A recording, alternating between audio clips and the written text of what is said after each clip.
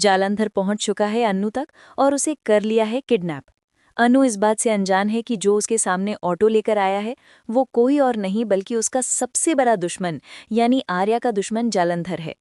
अब सवाल ये है, क्या आर्या अन्नू को बचा पाएगा या नहीं। कहानी में ट्विस्ट तो धमाकेदार है।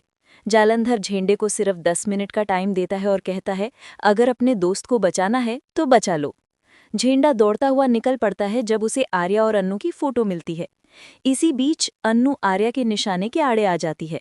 शूटर आर्या पर निशाना साधे बैठा है और जालंधर के कमांड का इंतजार कर रहा है। झेंडा पहुंच जाता है और जालंधर को धमकाता है, तुम ये ठीक नहीं कर रहे हो, मैं तुम्हें बर्बाद कर दूंगा। जालंधर जवाब देता है, 20 साल पहले तुमने जितना बर्बाद करना था कर लिया, अब मेरी बारी है। शार्प शूटर आर्या पर निशाना साध चुका है और जालंधर कमांड देता है, शूट कर दो। शूटर कहता है, ये लड़की शील्ड की तरह बीच में आ गई है, निशाना नहीं लग पा रहा। जालंधर कहता है, तो उसे भी शूट कर दो, लड़की को भी मार दो। जैसे ही शूटर गोली चलाने वाला होता है, झेंडा वहां पहुंच जाता है। वो गन उसकी कनपटी पर लगाकर कहता है, अगर तुमने गोली चलाई तो मेरी भी चलेगी। तुम्हारा निशाना चूक सकता है, मेरा नहीं। फिर वो जालंधर को फोन करके कहता है, तुम्हारा शूटर कुछ नहीं कर पाया।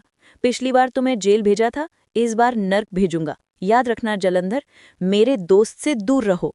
जालंधर जवाब देता है, मैं चाहता था कि तुम ऐसे ही तड़पो जैसे मैं 20 साल सलाखों में तड़पता रहा।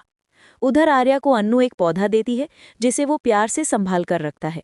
इसी दौरान रघु देखता है कि पिज्जा बॉय छत से आ रहा है और पहचान लेता है कि वो आर्या है। पीछे अन्नू भी जा रही होती है और दोनों के नैन मटक रहे होते हैं। ऊपर करवा चौथ का खेल खेला जा रहा है। अब झेंडा आर्या को किडनैप करवा देता है और उसे एक जोरदार चाटा मारता है। तभी जालंधर का फोन आता है और वो कहता है, मुझे आर्या की जरूरत नहीं है, क्योंकि अगर मैंने अन्नू की गर्दन मरोड़ दी तो आर्या खुद मर जाएगा। आर्या गुस्से में कहता है, अन्नू से दूर रहो। अब जालंधर सावधान हो चुका है।